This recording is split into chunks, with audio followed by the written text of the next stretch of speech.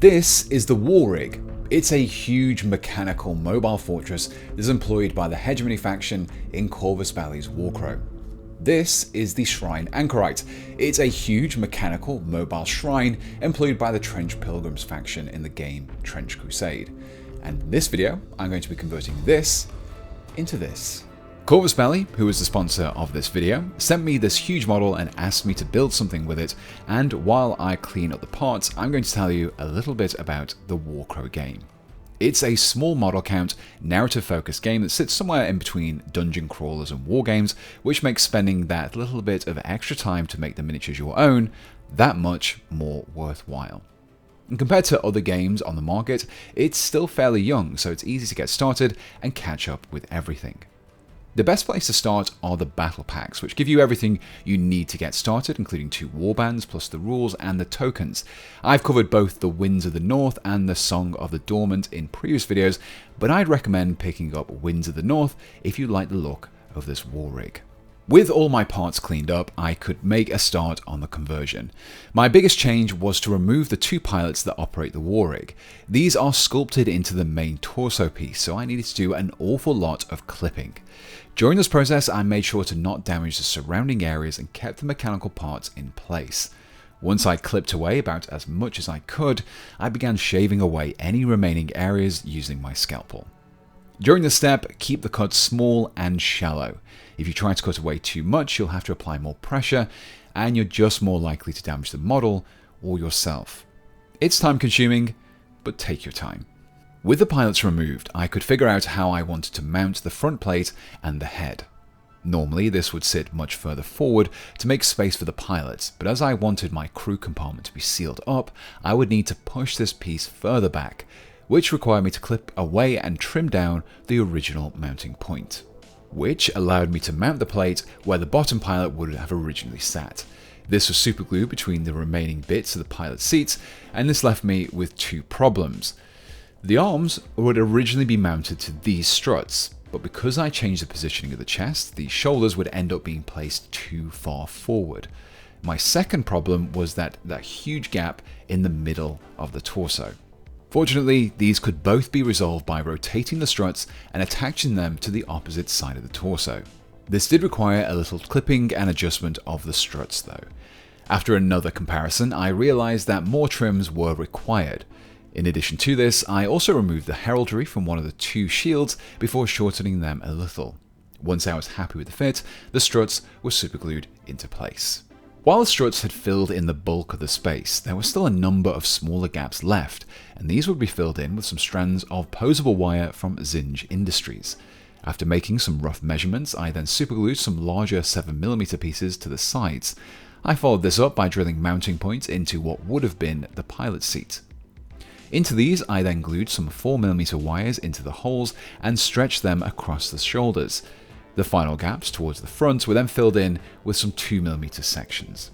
The result was much more of a sealed up torso. With the torso complete, I could begin focusing on adding the legs and the arms. I had caused a small issue by swapping over the shoulders as the arms didn't quite fit into the new positions, so the small tabs did require a little adjustment. Once things were fitting properly, I finally assembled the legs, arms and torso together. With the structure of the model built, I could focus on adding those Shrine Anchorite details. The first of these were the chained Tarugis, which I sourced from the Sisters of Battle Penitent engine. These would normally form the flail weaponry, and after clipping and trimming down the connector, they were glued around the waist. My next additional detail was also a practical one. As I'd moved the torso piece, I now had this strut sticking out of the abdomen. So to cover it up, I took the shield from another Sisters of Battle kit, the Celestian Sacrosancts. Before I could attach it though, I first had to clip away and trim away the bolt pistol to create a flat mounting point. I also shaved away the fleur-de-lis before supergluing the shield to the strut. This left a Baroque-styled panel that I could add further details to when I came to the painting. This was followed up with more shields. These were taken from the Grey Knight Terminator's kit along with the Space Marine Intercessors. In addition to these, I also glued on a few of the small reliquaries from those kits too. As these were attached to various points across the model, this helped to create that relic-adorned look of the original Shrine Anchorite. To represent the various prayers that are pinned to the Anchorite surface, I also took these parchments from the Empire Flagellant kit. One of these was glued to the right side of the chest and another to the shoulder. With all these extra details in place, I glued the model to his base and I was ready to start painting. To stay within the grimdark theme of the Trench Crusade range, I opted to give everything a coat of black primer. When picking a scheme for this model, I decided to eschew the black and gold scheme of the Hegemony War Rig and instead go for a heavily oxidized bronze scheme to fit into that grim dark style. This was kicked off with a coat of Sentient Turquoise from the Tooth and Coats range, which I applied across the whole model. I did this with my airbrush, but this wasn't necessary. The airbrush sped up the application, but I could have used a regular brush too. The goal with this step was just to create that blue-green verdigris colour that I could build upon over the next few steps. To create the appearance of that original metallic colour showing through, I hit everything with a dry brush of Chaos Bronze. I first laid this out onto my dry palette, worked the paint through the bristles of a slightly dampened brush, and applied this across the Sentient Turquoise. Here, the paint accumulated predominantly onto the raised edges and flat surfaces, leaving the original colour still visible in the recesses. I pushed this effect even further with some verdigris. This has a similar consistency to a wash, but is much more opaque. After thinning it out with a little airbrush thinner, I painted it directly into a number of the recesses.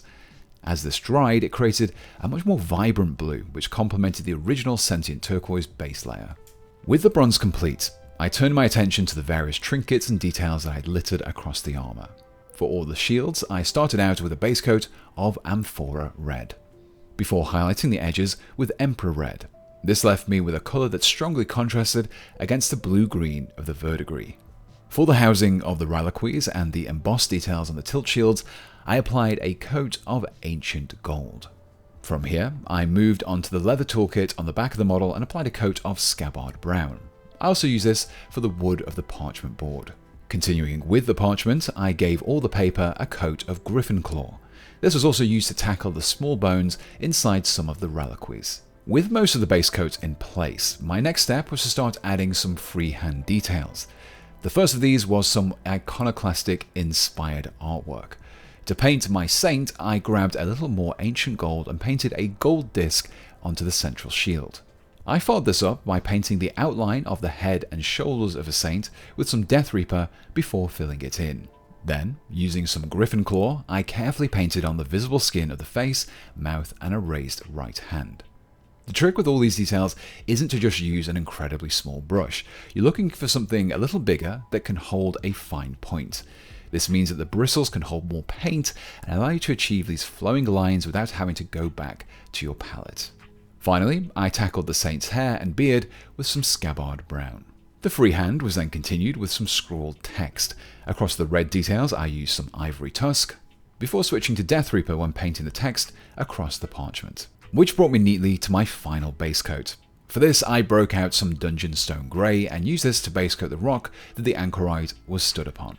At this stage in the painting, I could have wrapped things up, but I decided to push that grimdark aesthetic just a little bit further with some weathering. But to protect my paintwork and to create a better surface to apply the washes to, I first applied a coat of gloss varnish. To help add a little surface dirt, I used some Goons Grime from the Villainy ink range. This is an enamel-based ink, so I had to use a relevant thinner rather than water. This grime was applied across the red areas, the parchment, and various spots across the metallic surfaces. Before it dried, I also removed small spots of it using a glasses cloth dipped in thinners.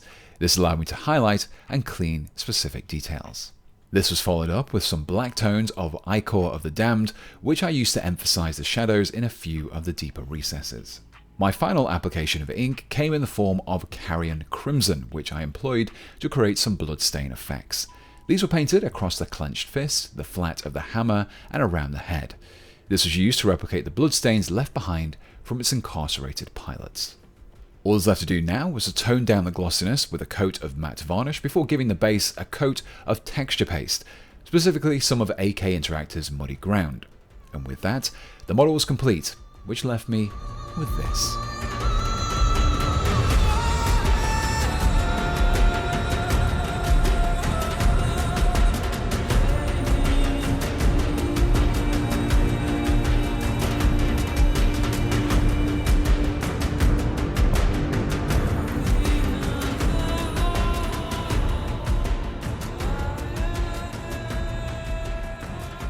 And here we have my take on a Shrine Anchorite inspired war rig. So whether you're looking to spice up your hegemony forces for Warcrow, to build more unique Anchorites for Trench Crusade, or you're just looking for some tips to achieve that grimdark aesthetic on your own models, well, hopefully this video has something for you. Those of you who are familiar with the original model will note the absence of the huge adamantine Catherine wheel, and while I did try to dig out a suitably sized one from my bits box, I just didn't have anything quite big enough.